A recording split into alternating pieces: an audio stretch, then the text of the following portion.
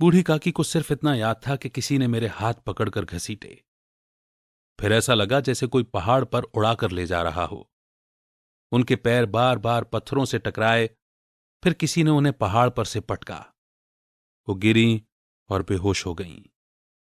जब उन्हें होश आया तो किसी की जरा भी आहट सुनाई नहीं दी। वो समझी कि सब लोग खा पीकर सो गए और उनके साथ मेरी तकदीर भी सो गई। अब रात कैसे कटेगी? हे राम, क्या खाऊं? पेट में आग जल रही है। हाय, किसी ने मेरी सुध नहीं ली। क्या मेरा पेट नहीं भरने से इनका खजाना बढ़ जाएगा? इन लोगों को इतनी दया भी नहीं आती। न जाने कि बुढ़िया कब मर जाए, उसका जी क्यों दुखाएं। मैं पेट भरने के लिए रोटियां ही खाती हूं और इस पर यह हाल है।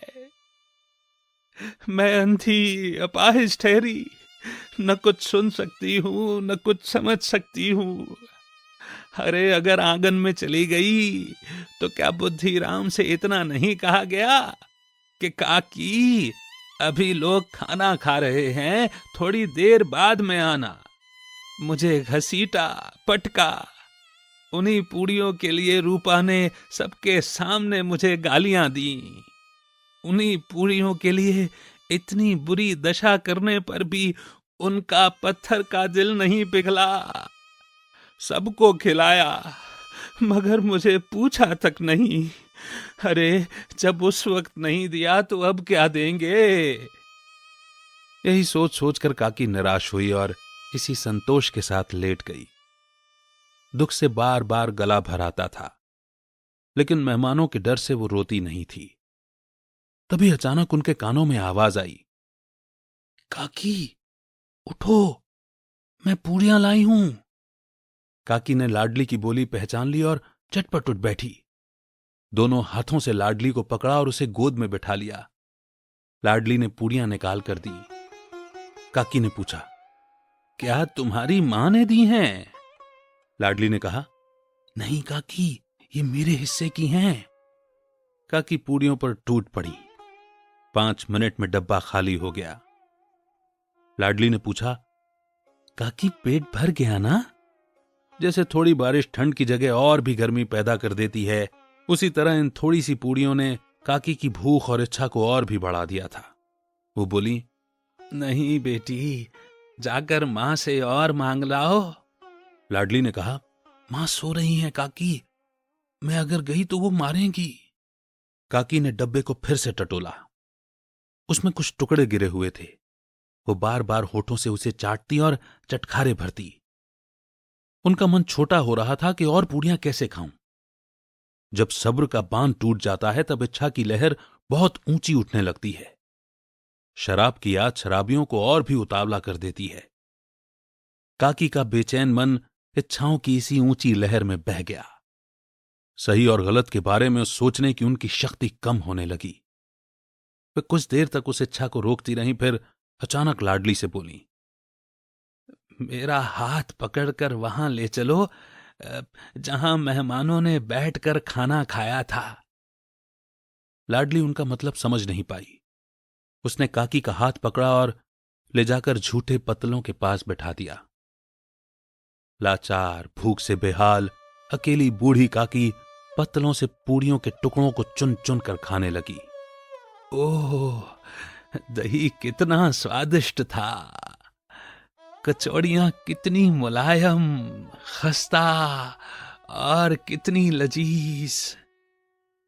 काकी ज्यादा पढ़ी लिखी न होते हुए भी इतना जानती थी कि मैं वो काम कर रही हूं जो मुझे कभी नहीं करना चाहिए। मैं दूसरों की झूठी पत्तल चाट रही हूं। लेकिन बच्चों की सी जिद करना, खाने के लिए मन ललचाना, बुढ़ापे में बस यही रह जाता है, जब सारी इच्छाएं एक ही जगह पर सिमटने लगती हैं। बूढ़ी काकी में ये जगह थी उनकी जीभ। ठीक उसी समय रूपा की आंख खुली। उसने देखा कि लाडली पास में नहीं है।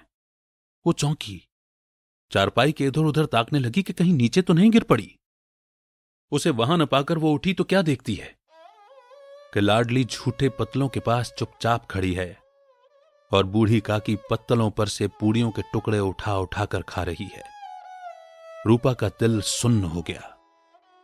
किसी गाय की गर्दन पर चाकू चलते देखकर जो हालत होती है वही उसकी उस समय हो रही थी।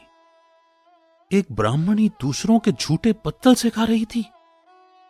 इससे ज्यादा बुरा और दर्दनाक नजारा कुछ और नहीं हो सकता था। पूड़ियों के कुछ निवाले के लिए उसकी चचेरी सास इतना घिनौना काम कर रही थी। ये वो नजारा था जिसे देखकर देखने वालों के दिल कांप उठते हैं।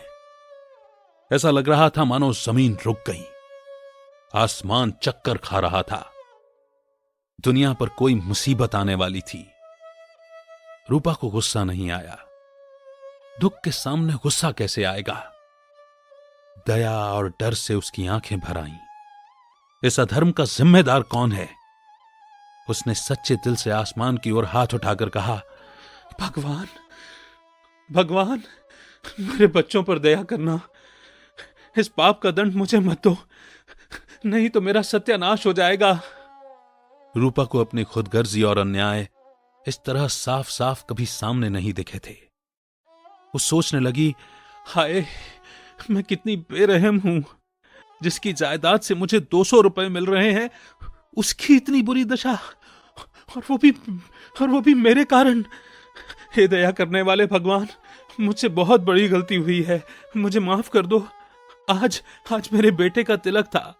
हजारों लोगों ने भरपेट खाया। मैं उनके इशारों पर नाचती रही, एक नौकरानी की तरह। अपने नाम के लिए हमने हजारों रुपए खर्च कर दिए, लेकिन जिसके कारण हमें हजारों रुपए मिले उसे इसी जश्न में हम भरपेट खाना नहीं दे सकी।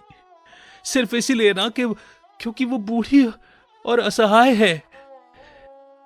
रूपा ने दिया जलाया, अपनी रसोई का दरवाजा खोला और एक थाली में सारे पकवान सजाकर बूढ़ी काकी की ओर चली।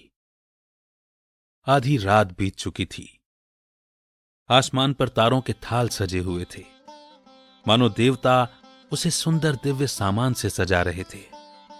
लेकिन उनमें से किसी को भी वो परम आनंद और सुख महसूस नहीं हुआ होगा जो बूढ़ी काकी को अपने सामने खाने के थाल को देखकर हुआ था। रूपा ने भरे गले से कहा था, काकी, उठो, खाना खा लो। मुझसे आज बहुत बड़ी गलती हुई है, उसका बुरा मत मानना। भगवान से प्रार्थना करना कि वो मेरे गुनाह को माफ कर दें। भोले भाले बच्चों की तरह जो मिठाइयां मिलने पर मार और अपमान सब भूल जाते हैं, बूढ़ी काकी वैसे ही सब भुलाकर बैठी और खाना खाने लगी। उनके रोम रोम से सच्ची दुआएं निकल रही थीं और रूपा बैठी उस अद्भुत और दिव्य नजारे का आनंद लेने में मगन थी।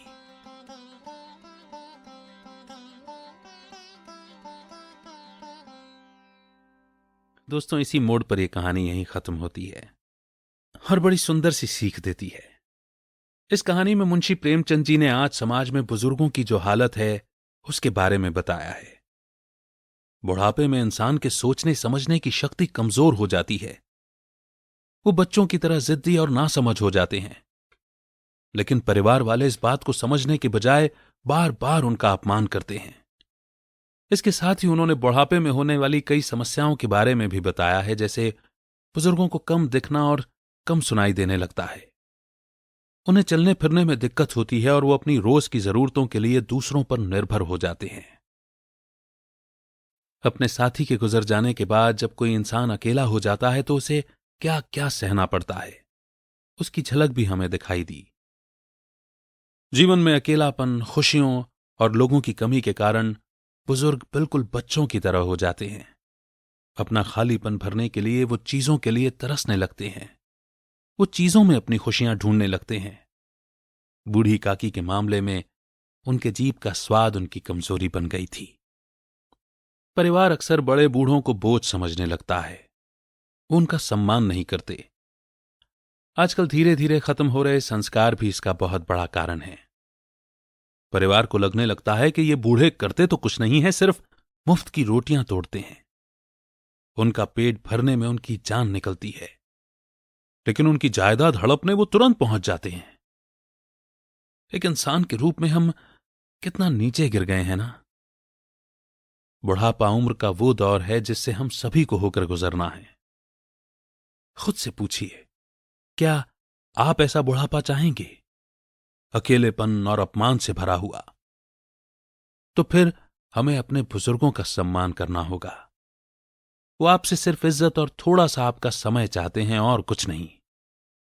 अब बूढ़ी काकी को ही देख लीजिए। उनके साथ इतना बुरा सलूक किया गया, लेकिन अंत में वो एक मासूम बच्चे की तरह सब भुला बैठी और अपनी भूख शांत करते हुए उन्होंने सच्चे दिल से ढेर सारी दुआएं दी। इस बारे में सोचिएगा जरूर। इमोशनल तो आप जरूर हुए होंगे। आपके इमोशंस को एक्सप्रेस भी कीजिए कमेंट सेक्शन में लिख करके। कोई स्टोरी या कोई राइटर जिन्हें आप सुनना चाहते हैं, उसका भी सजेशन आप हमें जरूर दीजिए। बहुत जल्द एक और नई स्टोरी के साथ फिर होगी आपसे मुलाकात। तब तक रखिए अपना बेहतर ख्याल और सुनते रहिए गीगल को। अमित का नमस्कार। जय हिंद, जय भारत। फाइनली अगर आप इस समरी के एंड तक पहुंच गए हैं तो कॉन्ग्रेचुलेशंस। बहुत ही कम लोग होते हैं जो नॉलेज के ऊपर टाइम इन्वेस्ट करते हैं।